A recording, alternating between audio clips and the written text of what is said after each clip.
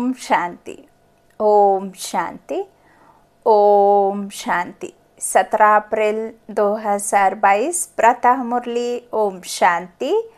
अव्यक्त बाप दादा की वाणी है। मुरली का रिवाइज है 25/3/90 मधुबन। सर्व अनुभूतियों की प्राप्ति का आधार पवित्रता। आज स्नेह के सागर बाप दादा अपने चारों ओर के रूहानी बच्चों के रूहानी फीचर्स देख रहे हैं। आत्मा के गुणों को, आत्मा के फीचर्स देख रहे हैं। हर एक ब्राह्मण बच्चे के फीचर्स में रूहानियत है, लेकिन नंबरवार है, क्योंकि रूहानियत का आधार पवित्रता है। संकल्प, बोल और कर्म में पवित्रता की जितनी जितनी धारणा है, उसी प्रमाण रूहानियत की झलक सूरत में दिखाई देती है। एक्सप्रेशन से पता चल जाता है कि कौन कितनी धारणा करके बैठा है। तो झलक सूरत में दिखाई देती है। ब्राह्मण जीवन की चमक पवित्रता है। निरंतर अतीन्द्रिय सुख और स्वीट साइलेंस का विशेष आधार है पवित्रता। पवित्रता नंबरवार है तो इन अनुभूतियों की प्राप्ति भी नंबरवार है। तो इन अनुभूतियों की जिस तरह से पवित्रता, उसी तरह से अनुभूति, है ना। तो पवित्रता के अनुसार ही आपका नंबर लगता है और वही फिर एक्सप्रेशन फेस से दिखाई देता है। यही सब बाप दादा आज अपने रूहानी बच्चों में देख रहे हैं। अगर पवित्रता नंबर 1 है तो बाप द्वारा अनुभूतियों की प्राप्ति भी नंबर 1 है। पवित्रता की चमक स्वतः ही निरंतर चेहरे पर दिखाई देती है। पवित्रता की रूहानियत के नयन सदा ही निर्मल दिखाई देंगे। सदा नयनों में रूहानी आत्मा और रूहानी बाप की झलक अनुभव होगी। आज बाप दादा सभी बच्चों की विशेष यह चमक और झलक देख रहे हैं। आप भी अपने रूहानी पवित्रता के फीचर्स को नॉलेज के दर्पण में देख सकते हो, क्योंकि विशेष आधार पवित्रता है। पवित्रता सिर्फ ब्रह्मचर्य को नहीं कहा जाता, लेकिन सदा ब्रह्मचारी और सदा ब्रह्माचारी, अर्थात ब्रह्मा बाप के आचरण पर हर कदम में चलने वाले। उसका संकल्प, बोल और कर्म रूपी कदम नेचुरल ब्रह्मा बाप के कदम पर कदम होगा, जिसको आप फुट स्टेप कहते हो। उनके हर कदम में ब्रह्मा बाप का आचरण दिखाई देगा। तो ब्रह्मचारी बनना मुश्किल नहीं है, लेकिन यह मन, वाणी, कर्म के कदम ब्रह्मचारी हों, इस पर चेक करने की आवश्यकता है। और जो ब्रह्मचारी हैं, उनका चेहरा और चलन सदा ही अंतर्मुखी और अतीन्द्रिय सुख वाला अनुभव होगा। देह में रहते हुए भी खुद को देह से न्यारा समझने वाले सदा सामने वाले मनुष्य आत्माओं को अंतर्मुखी दिखेंगे। अतीन्द्रिय सुख अनुभव होगा, है ना। एक है साइंस के साधन और ब्राह्मण जीवन में है ज्ञान के साधन। तो ब्रह्मचारी आत्मा साइंस के साधन व ज्ञान के साधन के आधार पर सदा सुखी नहीं होते, लेकिन साधनों को भी अपनी साधना के स्वरूप में कार्य में लाते, साधनों को आधार नहीं बनाते। ये बहुत गुहा बात बाबा ने कही है, जिससे हर किसी को अपने लौकिक जीवन में भी धारणा जरूर करना चाहिए। देखिए, आत्मा, ब्रह्मचारी आत्मा साइंस के साधन व ज्ञान के साधन के आधार पर सदा सुखी नहीं होते, है ना। कई कई की जिसमें एडिक्ट जैसा कहते हैं ना, भल फिर वो चाय का नशा ही क्यों ना हो, यदि नहीं मिलती तो किसी किसी का हेडेक और ना जाने क्या क्या होने लग जाता है। अब नहीं मिलेगी तो क्या करेंगे, है ना। तो यही बात इधर समझाते हैं कि ऐसा नहीं कि वही साधन हो तभी सुखी हो, लेकिन साधनों को भी अपनी साधना के स्वरूप में कार्य में लाते, साधनों को आधार नहीं बनाते, लेकिन अपनी साधना के आधार से साधनों को कार्य में लाते। समझा?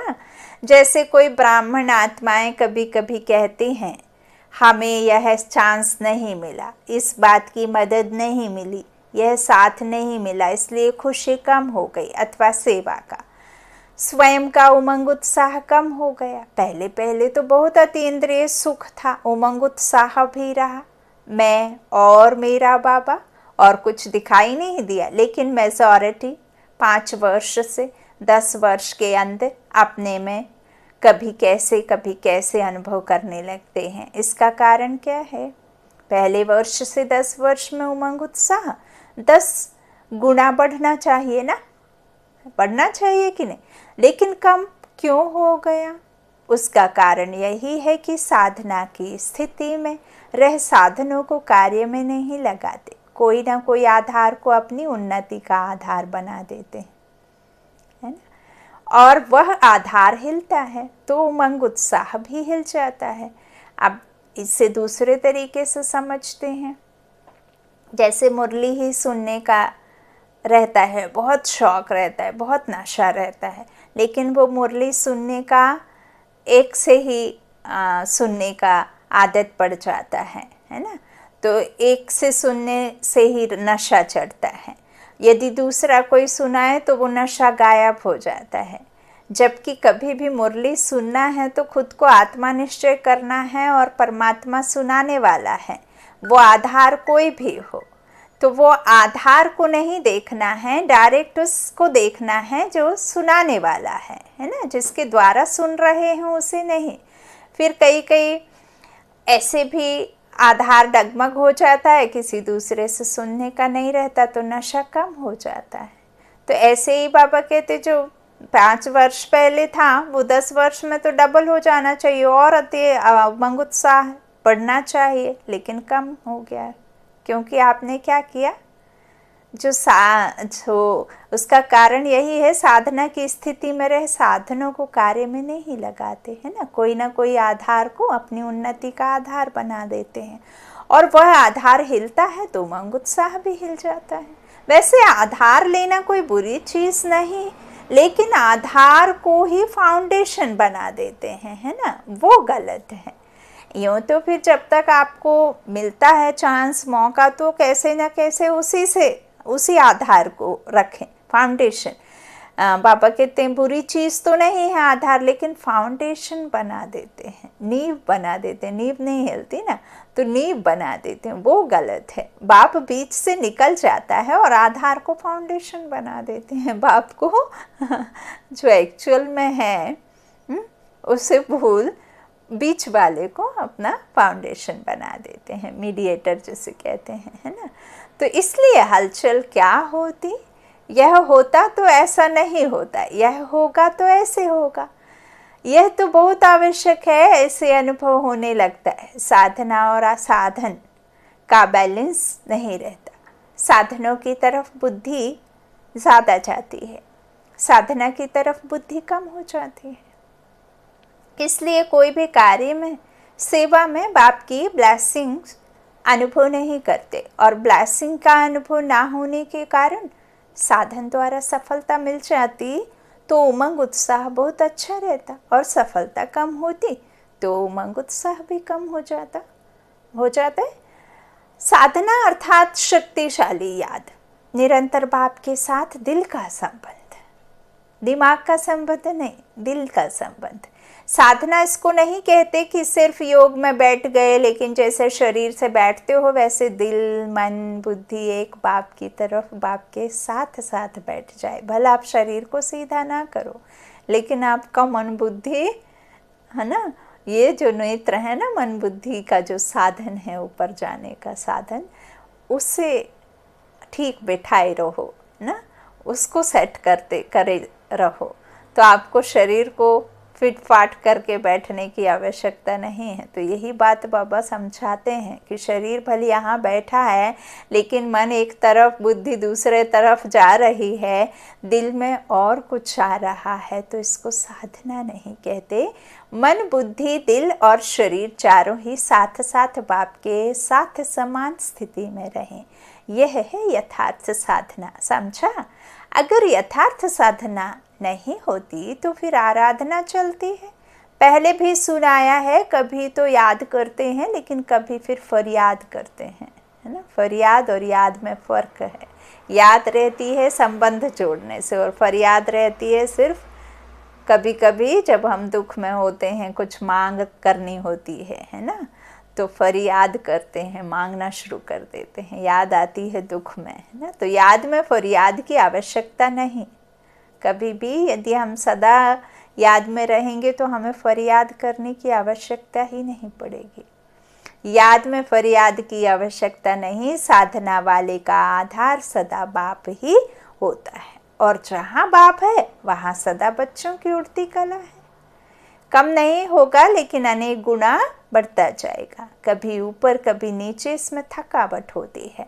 आप कोई भी हलचल के स्थान पर बैठे हो तो क्या होगा? ट्रेन में बहुत हिलने से थकावट होती है ना। कभी बहुत उमंग उत्साह में उड़ते हो, कभी बीच में रहते हो, कभी नीचे आ जाते हो, तो हलचल हो गई ना। इसलिए या थक जाते हो या बोर हो जाते हो। फिर सोचते हैं क्या ऐसे ही चलना है? लेकिन जो साधना द्वारा बाप के साथ हैं उनके लिए संगम युग पर सब नया ही नया अनुभव होता है। हर घड़ी में, हर संकल्प में नवीनता, क्योंकि हर कदम में उड़ती कला अर्थात प्राप्ति में प्राप्ति होती रहती है ना।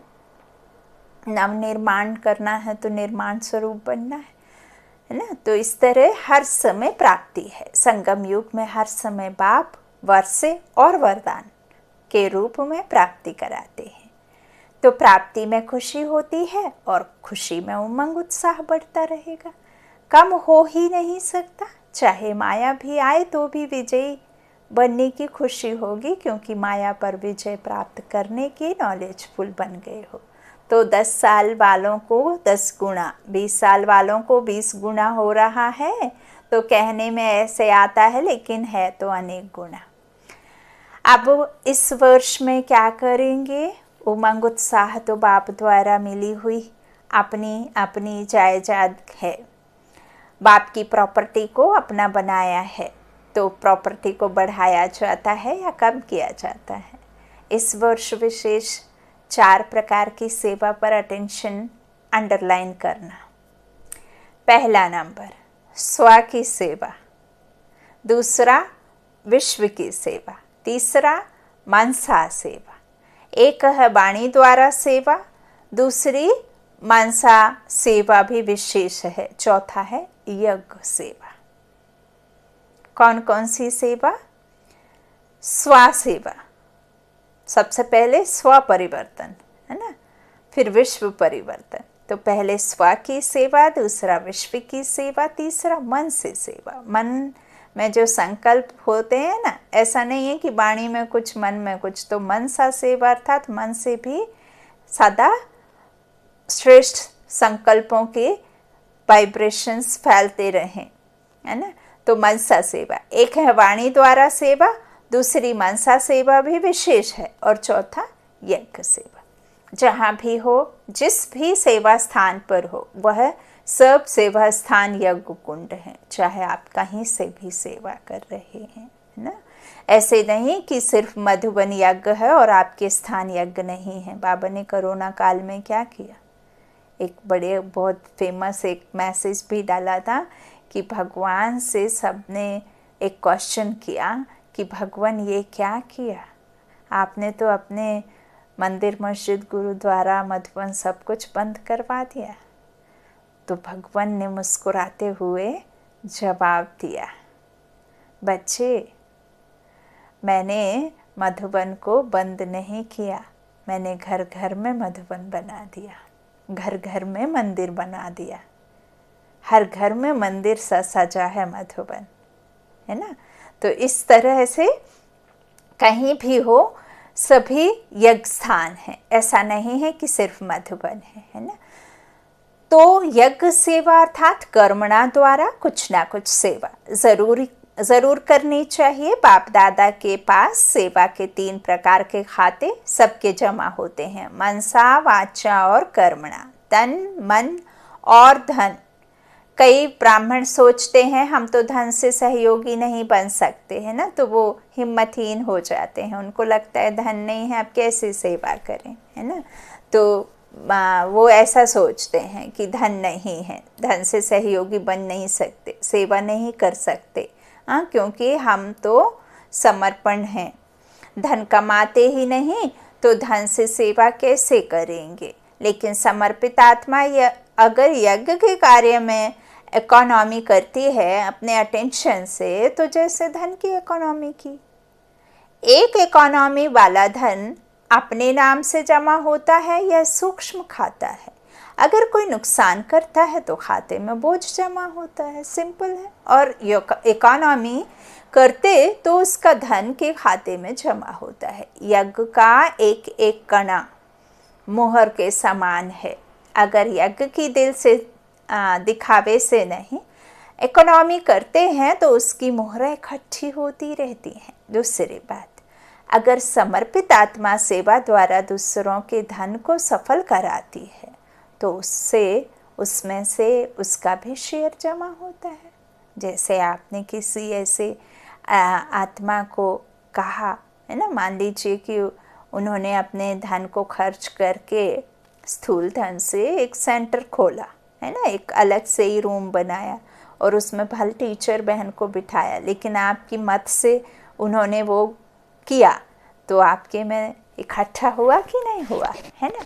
तो इस तरह से आप जो है दूसरों के धन को सफल कराती हैं तो उसमें से उसका भी शेयर जमा होता है। इसलिए सभी का 3 प्रकार का खाता है। तीनों खाते की परसेंटेज अच्छी होनी चाहिए।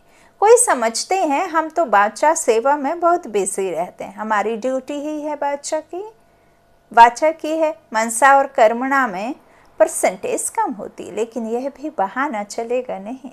वाणी के समय अगर मनसा और बाचा की इकट्ठी सेवा करो तो क्या रिजल्ट होगी। मनसा और बाचा इकट्ठी सेवा हो सकती है, लेकिन बाचा सहज है, मनसा में अटेंशन देने की बात है। इसलिए वाचा का तो जमा हो जाता है, लेकिन मनसा का खाता खाली रह जाता है। और वाचा में तो बाप से भी सभी होशियार हैं। होशियार हो, देखो आजकल बड़ी दादियों के अच्छे भाषण छोटे छोटे करते हैं, क्योंकि न्यू ब्लड है ना। भले आगे जाओ, बाप दादा खुश होते हैं, लेकिन मनसा का खाता खाली रह जाएगा, क्योंकि हर खाते की 100 मार्क्स हैं। सिर्फ स्थूल सेवा को कर्मणा सेवा नहीं कहते। कर्मणा अर्थात संगठन में संपर्क संबंध में आना, यह कर्म के खाते में जमा हो जाता है। तो कईयों के तीनों खाते में बहुत फर्क है और वे खुश होते रहते हैं कि हम बहुत सेवा कर रहे हैं, बहुत अच्छे हैं, है ना। कई बार हम भलबाचा से बहुत अच्छी सेवा करते हैं, लेकिन अंतर मन में किसी के प्रति दोष घृणा भी रख लेते हैं। वो होता है देहभान की वजह से कि हमारा कम चला, उनका ज़्यादा चला, या कोई भी कारण से, है ना। तो फिर खाता खाली रह जाता है ना, तो क्या फ़ायदा हुआ। बात बराबर ही होगा, कहीं का कहीं हो गया, है ना। इसकी टोपी उसके सर वाली बात हो गई। तो खुश भले रहो, लेकिन खाता खाली भी नहीं रहना चाहिए, है ना। कई सोचते हैं कि हम बहुत अच्छी सेवा कर रहे हैं, तो क्योंकि बाप दादा तो बच्चों के स्नेही है ना, फिर ऐसा उलाहना नहीं देना कि हमको इशारा भी नहीं दिया गया कि यह भी होता है। उस समय बाप दादा या पॉइंट याद कराएगा, टीवी में चित्र सामने आ जाएगा। इसलिए इस वर्ष सेवा भले बहुत कम करो, लेकिन यह तीनों प्रकार के खाते और चारों प्रकार की सेवा साथ साथ करो। बादशाह का तरफ भारी हो जाए और मनसा तथा कर्मणा हल्का हो जाए तो क्या होगा, बैलेंस नहीं रहेगा ना। बैलेंस ना रहने के कारण उमंग उत्साह भी नीचे ऊपर होता है ना। बोट में हम कैसे बैठते हैं, बैलेंस बना के बैठते हैं ना, अनबैलेंस हो जाती है तो नाव डूब जाती है ना। तो इसी तरह से है यहाँ भी 4 और 3 है ना। बाबा ये बैलेंस करने कह रहे हैं, तो बैलेंस ना रहने के कारण उमंग उत्साह भी नीचे ऊपर होता है। एक तो अटेंशन रखना, लेकिन बाप दादा बार बार कहते हैं अटेंशन को टेंशन बना देते हैं, है ना। तो बार बार बाबा कहते हैं कि अटेंशन को टेंशन में नहीं बदलना, कई बार अटेंशन को टेंशन बना देते हैं, यह नहीं करना। सहज और नेचुरल अटेंशन रहे। डबल लाइट स्थिति में नेचुरल अटेंशन होता ही है। अच्छा, सदा अपने चेहरे और चलन में पवित्रता के रूहानियत की चमक वाले, सदा हर कदम में ब्रह्मचारी श्रेष्ठ आत्माएं, सदा अपने सेवा के सर्व खातों को भरपूर रखने वाले, सदा दिल से अपनी उन्नति का दृढ़ संकल्प करने वाले, सदा स्व उन्नति प्रति स्वयं को नंबर 1 आत्मा निमित्त बनाने वाले, ऐसे बाप के प्यारे और विशेष ब्रह्मा माँ के, ब्रह्मा माँ है ना, ब्रह्मा माँ के प्यारे, आज माँ का दिन मनाया है ना, तो ब्रह्मा माँ के राज दुलारे बच्चों को ब्रह्मा माँ की ओर और विशेष बाप की दिल से याद, प्यार और नमस्ते स्वीकार किया। शुक्रिया बाबा, शुक्रिया। बाप दादा को भी याद प्यार बच्चों की। अच्छा, मधुबन निवासियों के अच्छे और गोल्डन चांस मिलते हैं, इसलिए ड्रामा अनुसार जिन्हें बार बार गोल्डन चांस मिलते हैं उन्हें बाप दादा बड़े ते बड़े चांसलर कहते हैं। सेवा का फल और बल दोनों ही प्राप्त होता है। बल भी मिल रहा है, वह बल सेवा कर रहा है और फल सदा शक्तिशाली बनाए आगे बढ़ा रहा है। सबसे ज़्यादा मुरलियाँ कौन सुनता है? मधुबन वाले।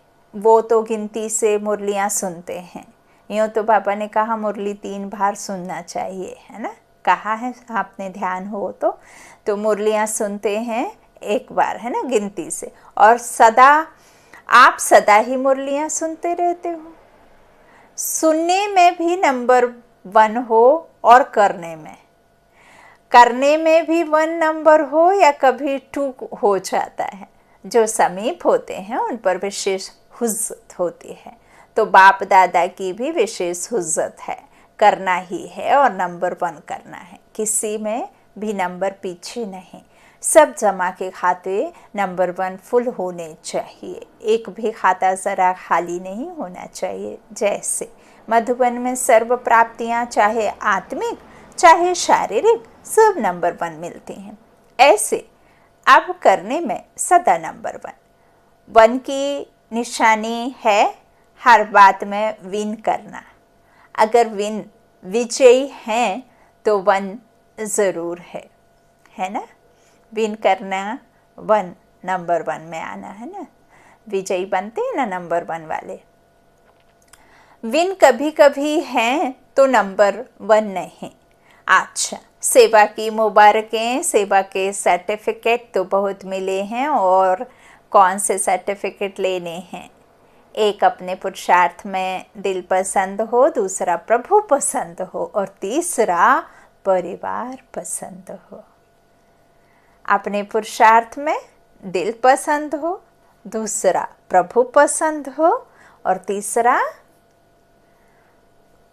परिवार पसंद हो। यह तीनों सर्टिफिकेट हर एक को लेने हैं। ऐसे नहीं एक सर्टिफिकेट हो दिल पसंद का, दूसरे ना हो, तीनों ही चाहिए। तो बाप के पसंद कौन है? जो बाप ने कहा और किया, यह है प्रभु पसंद का सर्टिफिकेट। और अपने पसंद अर्थात जो आपकी दिल है वही बाप की दिल है। अपने हद के दिल पसंद नहीं, लेकिन बाप की दिल सो मेरी दिल। जो बाप की दिल पसंद वही मेरी दिल पसंद, इसको कहते हैं दिल पसंद का सर्टिफिकेट। और परिवार की संतुष्टता का सर्टिफिकेट, तो यह तीनों सर्टिफिकेट लिए हैं। सर्टिफिकेट जो मिलता है उसमें वेरीफाई भी होता है, बड़ों से वेरीफाई भी करवाना पड़े। बाप तो जल्दी राज़ी हो जाते, लेकिन यहाँ सबको राज़ी करना है। तो जो साथ रहते हैं उनसे सर्टिफिकेट को वेरीफाई करना पड़े। बाप तो ज़्यादा रहमदिल है ना, तो हाँ जी कह देंगे, हाँ जी कह देंगे। अच्छा, सभी की डिपार्टमेंट निर्विघ्न है, स्वयं भी निर्विघ्न है, सेवा की खुशबू तो विश्व में भी है, तो सूक्ष्म वतन तक भी है। अभी सिर्फ इन 3 सर्टिफिकेट को वेरीफाई करना। अच्छा, भारतवासियों से ऐसा अनुभव होता है कि सुखदाता बाप के साथ सुखी बच्चे बन गए हैं। बाप सुखदाता है तो बच्चे सुख स्वरूप होंगे ना। कभी दुख की लहर आती है, सुख दाता के बच्चों के पास दुख नहीं आ सकता, क्योंकि सुखदाता बाप का खजाना अपना खजाना हो गया है। सुख अपनी प्रॉपर्टी हो गई। सुख, शांति, शक्ति, खुशी आपका खजाना है। बाप का खजाना तो आपका खजाना हो गया। बालक सो मालिक होना। अच्छा, भारत भी कम नहीं है, हर ग्रुप में पहुंच जाते हैं, बाप भी खुश होते हैं। 5000 वर्ष खोए हुए फिर से मिल जाएं तो कितनी खुशी होगी। अगर कोई 10-12 वर्ष का खोया हुआ भी फिर से मिलता है तो कितनी खुशी होती है। हाँ, बिछड़े हुए से मिलना कितनी खुशी होती है। और यह 5000 वर्ष बाप और बच्चे अलग हो गए और अब फिर से मिल गए, इसलिए खुशी बहुत है ना, बहुत खुशी है ना। सबसे ज़्यादा खुशी किसके पास है? सभी के पास है, क्योंकि यह खुशी का खजाना इतना बड़ा है, जो कितने भी लेवें, जितने भी लेवें अखुट है। इसलिए हर एक अधिकारी आत्मा है। ऐसे है ना। संगम युग को कौन सा युग कहते हैं? संगम युग खुशी का युग है। खजाने ही खजाने हैं, जितने खजाने चाहो उतना भर सकते हो। धनवान भव का, सर्व खजाने भव का वरदान मिला हुआ है। सर्व खजानों का वरदान प्राप्त है। ब्राह्मण जीवन में तो खुशियाँ ही खुशियाँ हैं। यह खुशी कभी गायब तो नहीं हो जाती है। हा?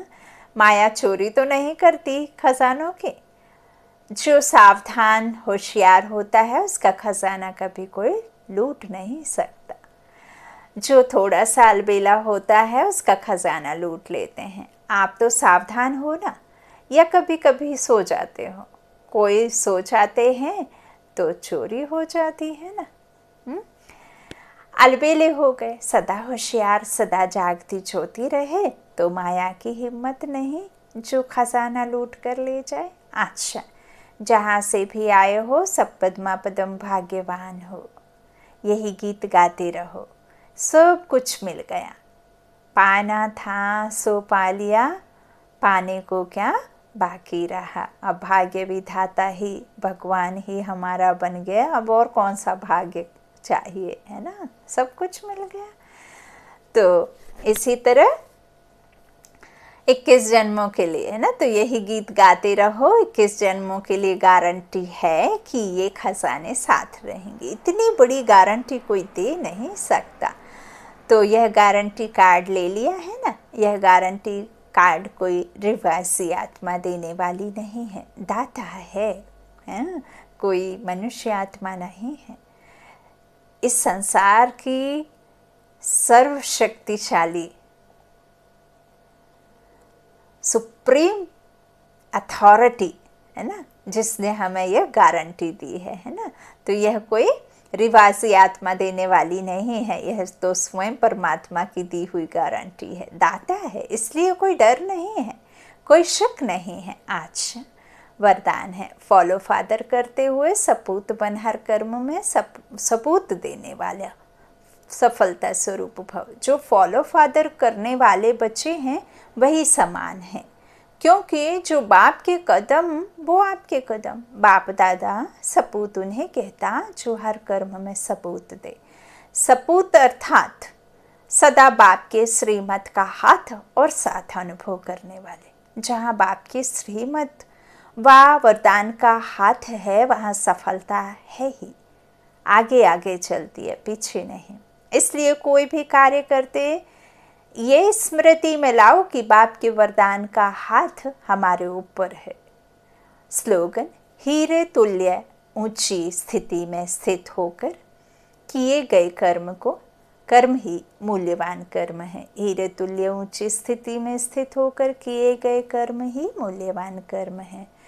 सूचना, आज मास का तीसरा रविवार है। सभी राजयोगी तपस्वी भाई बहनें स्वयं 6:30 से 7:30 बजे तक विशेष योग अभ्यास के लिए समय अपने इष्ट देव रहम दिल दाता स्वरूप में स्थित हो भक्तों की मनोकामनाएं पूर्ण करने की सेवा करें। विशेष योग अभ्यास कौन सा है? अभ्यास के समय अपने इष्ट देव रहम दिल दाता स्वरूप में स्थित हो भक्तों की मनोकामनाएं पूर्ण करने की सेवा करें। सभी को कौन सी चाहिए मनोकामनाएं? क्या हैं सबकी? सुख चाहिए, शांति चाहिए, आनंद चाहिए, प्रेम चाहिए, जो सिर्फ और सिर्फ चाहिए चाहिए चाहिए, देने वाला कोई नहीं है। तो आप कौन हैं? आप दाता के बच्चे मास्टर दाता हो। आप भगवान के बच्चे मास्टर भगवान हो। आप सुख दाता के बच्चे मास्टर सुख दाता हो। आप शांति के सागर के बच्चे हो। तो आपको इस स्वरूप में टिकना है और सब भक्तों की पुकार सुनकर उनकी मनोकामनाएं पूर्ण करने की सेवा 6:30 से 7:30 बजे तक करना है। जो बैठकर नहीं कर सकते वो चलते फिरते भी कर सकते हैं। अच्छा, ओम शांति, ओम शांति।